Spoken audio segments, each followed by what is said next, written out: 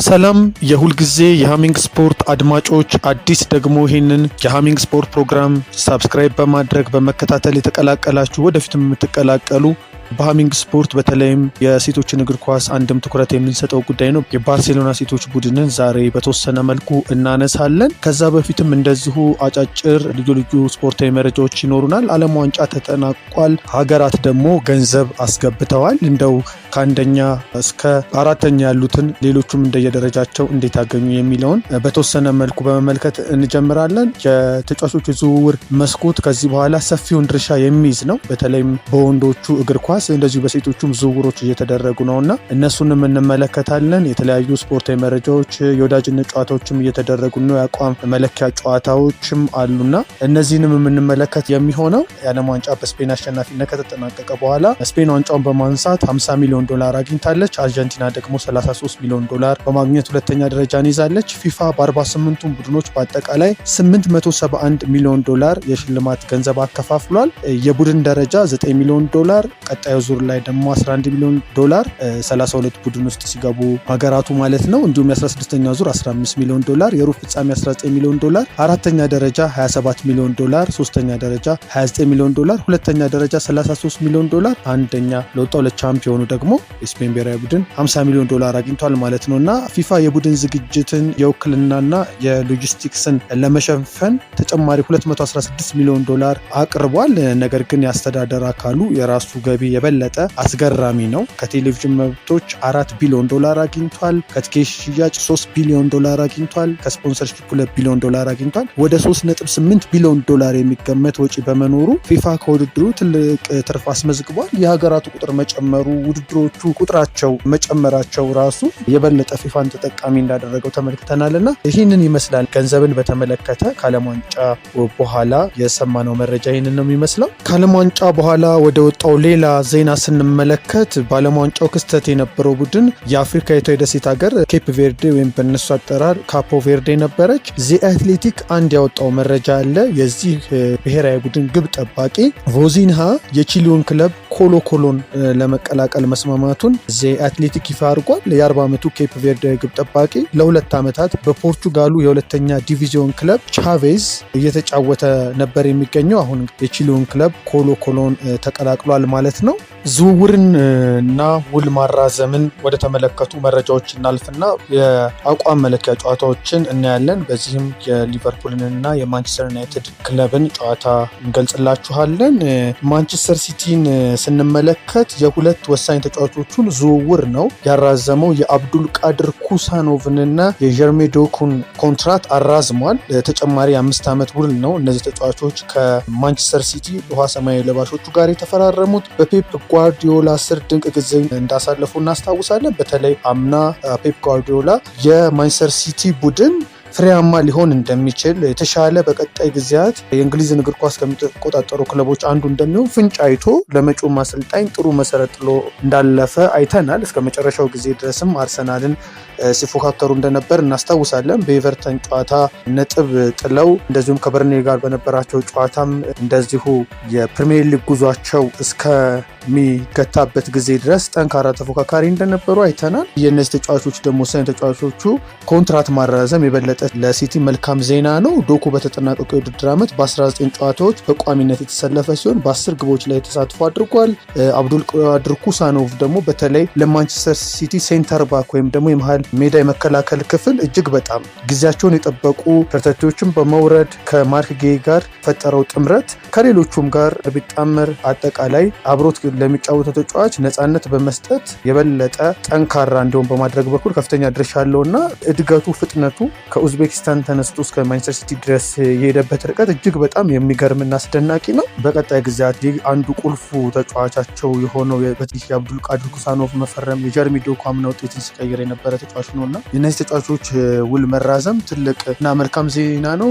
ሲቲ እንደሚታወቀው በዝውውር ሪከርድ ኤሊት አንደርሰንን እንዳስፈረመ እናስታውሳለን። ከኖቲንግሃም ፎረስት የተጫዋች በዓለም ዋንጫ ላይ ተሰልፎ ሲጫወት ተመልክተናል እና በቀጣይ ጊዜ ደግሞ የተለያዩ ዝውውሮችን እንደሚያደርግ ከሚጠበቁ የእንግሊዝ የዋንጫ ተፎካካሪ ክለቦች አንዱ ነው ማለት ነው።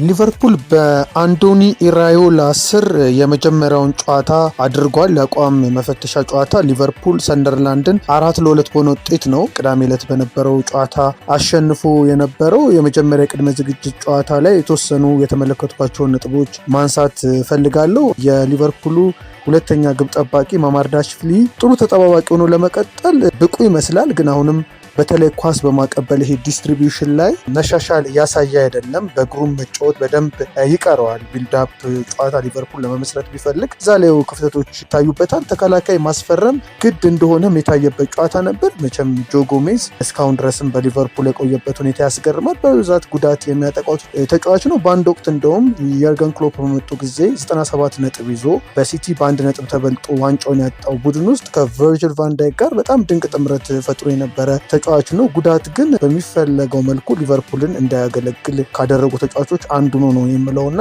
በቀጣይ ጊዜም በሊቨርፑል ቤት ውስጥ ያለው ሚና እጅግ በጣም ዝቅተኛ ነው። ኢብራሂማ ኮናቴ ወደ ሪያል ማድሪድ መሄዱን ተከትሎ የሱም ቦታ አልተሸፈነም እና ያው የቅድሚያ የመሰለፍ በቋሚነት 11 ውስጥ ያገኛል ተብሎ የሚጠበቅ ተጫዋች አይደለም እና በቀጣይ ጊዜያት በሊቨርፑል ያለው ነገርም እያበቃ ነው የሚሄደውና ይህንንም ነገር የተመለከትንበት ነው። ጀርሚ ፍሪምፖንግ በቀይ መስመር እጅግ ብዙ የሚቀረው ነገር እንዳለ ተመልክቻለሁ። በተለይ በቦታው በመከላከል የተሻለ ሞር በመስመር ቦታ ሙሐመድ ሳላ ሲጫወትበት በነበረው ቦታ ላይ የተሻለ ወደፊት ሄዶ ሲጫወት የተሻለ እንቅስቃሴ እንደሚያደርግ ነው።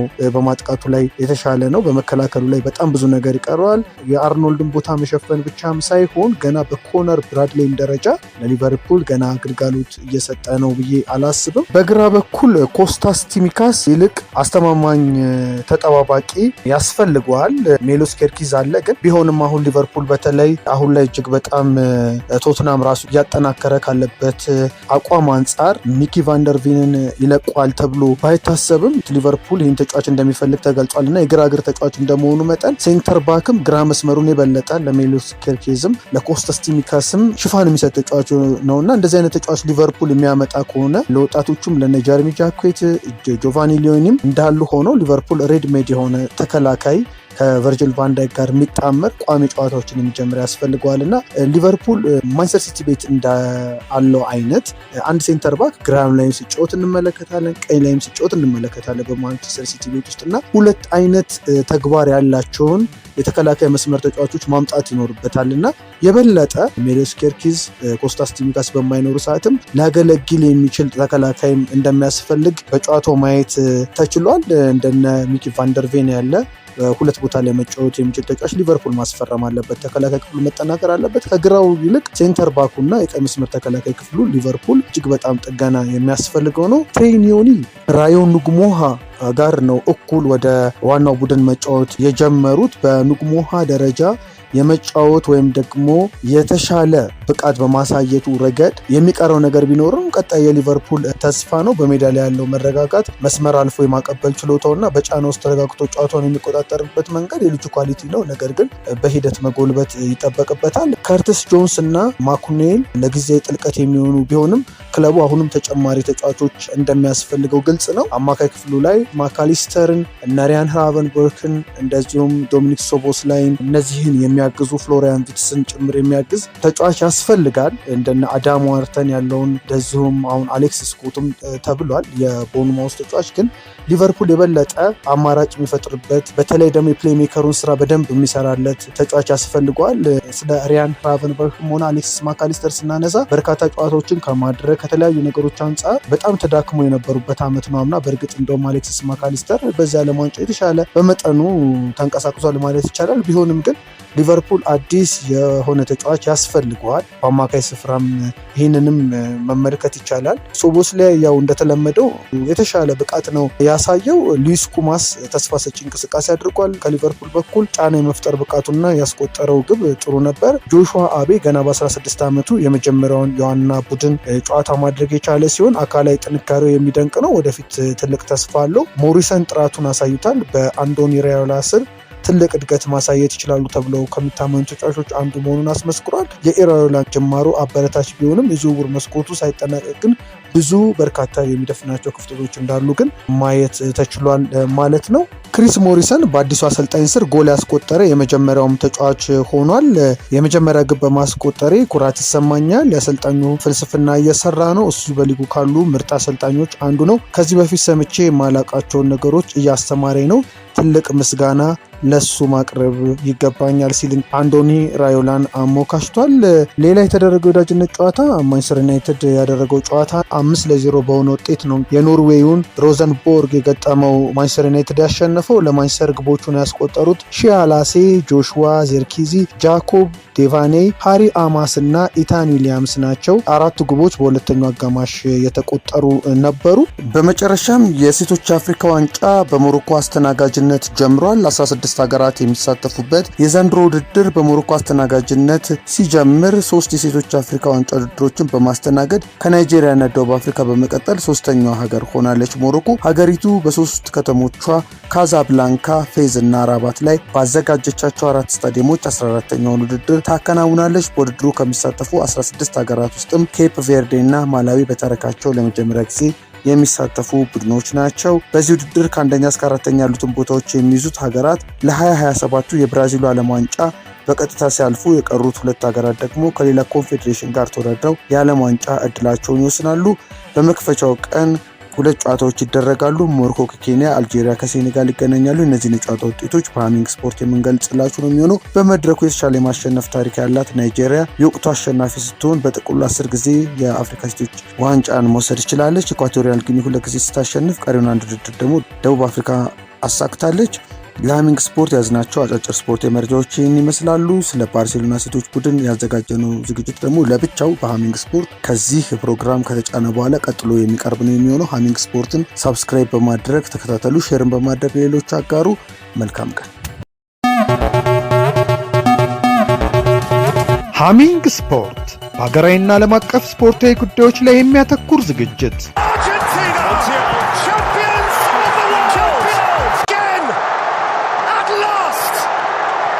በሃሚንግ ስፖርት የስፖርት ዜናዎች፣ በተመረጡ ርዕሶች ላይ ውይይት፣ የእንግዳ ዝግጅት፣ የስፖርተኞች ግለ ታሪክና የሴቶችን እግር ኳስ በልዩ ሁኔታ ይዳስሳል።